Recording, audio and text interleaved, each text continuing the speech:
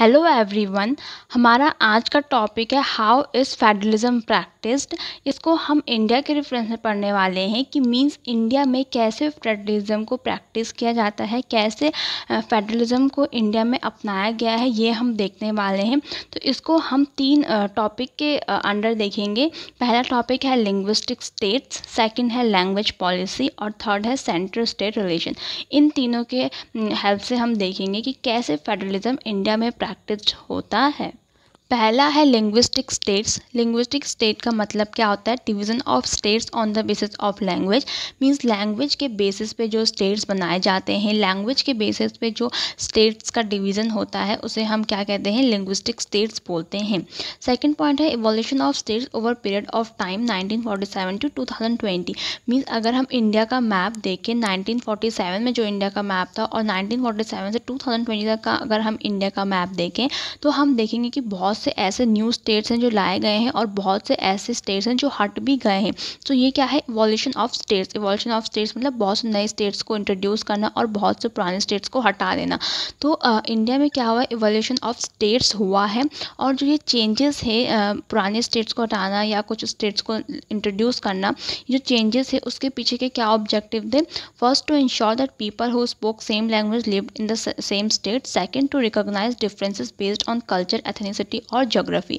इसके पीछे के ऑब्जेक्टिव ये थे कि जो सेम लैंग्वेज स्पीक करते हैं, जो सेम लैंग्वेज बोलते हैं, वो लोग सेम स्टेट में रहें। जो अलग अलग जगह है वहाँ का कल्चर, वहाँ की एथनिसिटी रिकॉग्नाइज हो, ये ऑब्जेक्टिव थे इन चेंजेस के पीछे। नेक्स्ट है when demand of linguistic states was raised, some national leader feared that it would lead to disintegration of the country। जब ये linguistic states की डिमांड अराइज हुई, ये कहा गया कि लैंग्वेज के बेसिस पे स्टेट्स बनाने चाहिए, तब हमारी कंट्री के जो नेशनल लीडर्स थे उनको ऐसा लगा कि ऐसा करने से क्या होगा? कंट्री का डिसइंटीग्रेशन हो जाएगा। मीन्स कंट्री अलग अलग भागों में बढ़ जाएगी, कंट्री डिवाइडेड हो जाएगी, क्योंकि लैंग्वेज के बेसिस पे स्टेट्स बनाने से लोगों में डिफरेंसेस आ सकते हैं और जो कंट्री है वो डिसइंटीग्रेट हो सकती है। मीन्स अलग अलग भागों में बढ़ सकती है। ऐसा कुछ नेशनल लीडर को लगता था उस टाइम पे। But the experience has shown that the formation of linguistic states made country more united and administration easier. लेकिन जब ये करा गया, जब लिंग्विस्टिक स्टेट्स को इंट्रोड्यूस किया गया, तब हमने टाइम के साथ ये एक्सपीरियंस किया कि लिंग्विस्टिक स्टेट्स से क्या हुआ है? जो कंट्री है वो और यूनाइटेड है, क्योंकि जो सेम कल्चर के लोग हैं वो सेम जगह में रह रहे हैं। तो जो कंट्री है वो ज़्यादा यूनाइटेड है और जो एडमिनिस्ट्रेशन है वो भी इजी हो गया। मीन्स गवर्नमेंट के लिए भी जो एडमिनिस्ट्रेशन करना है वो इजी हो गया है। सेकंड पॉइंट है लैंग्वेज पॉलिसी, जिसके थ्रू हम देख सकते हैं कि इंडिया में फेडरलिज्म प्रैक्टिस होता है। इसके अंदर फर्स्ट पॉइंट है India don't have any national language. Means India की कोई नेशनल लैंग्वेज नहीं है, क्योंकि इंडिया में बहुत सारी लैंग्वेजेस हैं और सभी लैंग्वेजेस इक्वली इंपॉर्टेंट है। तो किसी एक लैंग्वेज को हम नेशनल लैंग्वेज डिक्लेयर नहीं कर सकते हैं। सेकंड पॉइंट है 22 scheduled languages including Hindi. India में जो है 22 शेड्यूल्ड लैंग्वेजेस हैं। इन 22 लैंग्वेजेस में हिंदी भी इंक्लूडेड है। अगर कोई कैंडिडेट किसी सेंट्रल गवर्नमेंट पोजीशन के एग्ज़ाम के लिए अपेयर हो रहा है तो वो इन 22 लैंग्वेजेस में से किसी भी लैंग्वेज में एग्ज़ाम दे सकता है।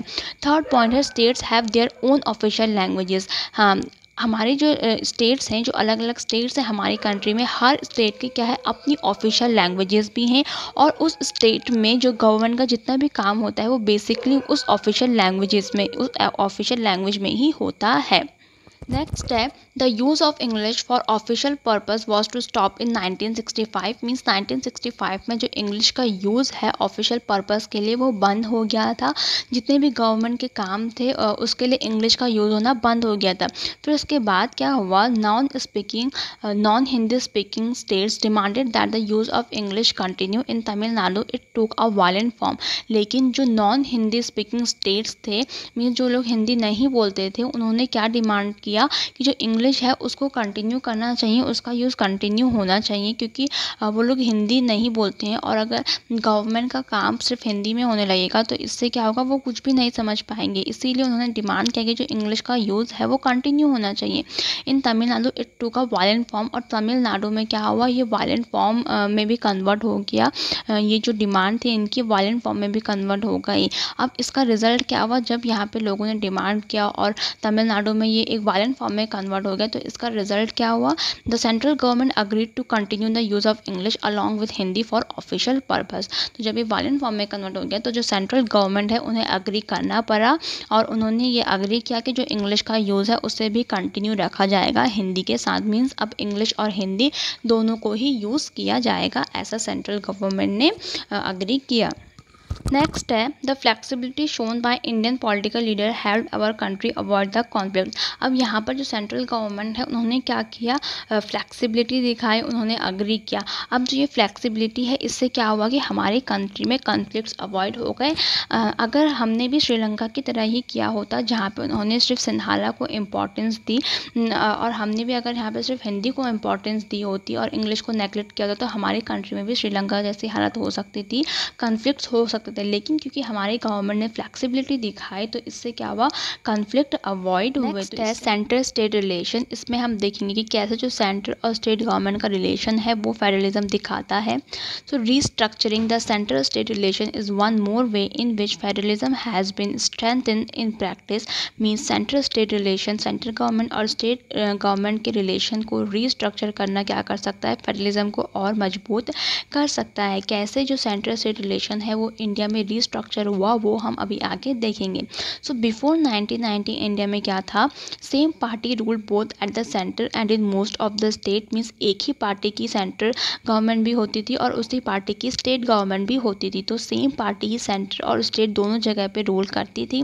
सेकेंड पॉइंट है state government did not exercise their right as autonomous federal units. Means जो स्टेट गवर्नमेंट है वो ऑटोनॉमस फेडरल यूनिट मीन्स एक अकेली यूनिट में काम नहीं करती थी। उसे जो भी काम करना पड़ता था वो सेंट्रल गवर्नमेंट के अकॉर्डिंग करना पड़ता था। स्टेट गवर्नमेंट एक अकेली यूनिट की तरह काम नहीं करती थी, अकेली यूनिट की तरह जो अपने राइट है उसको एक्सरसाइज नहीं कर पाती थी। थर्ड है when the party ruling at the state level was different, the party that ruled at the centre try to undermine the power of the state.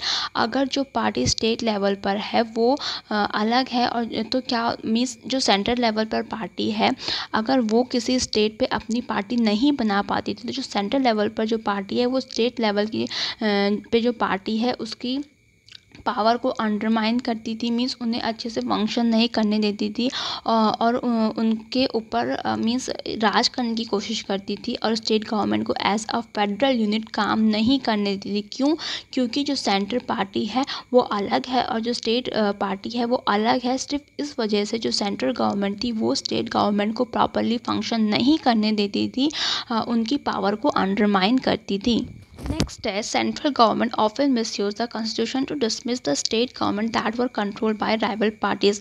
Means अगर जो स्टेट गवर्नमेंट होती थी वो उस सेम पार्टी की नहीं होती थी जिस पार्टी की सेंट्रल गवर्नमेंट है, तो जो सेंट्रल गवर्नमेंट है वो कॉन्स्टिट्यूशन का मिसयूज़ करती थी स्टेट गवर्नमेंट को हटाने के लिए।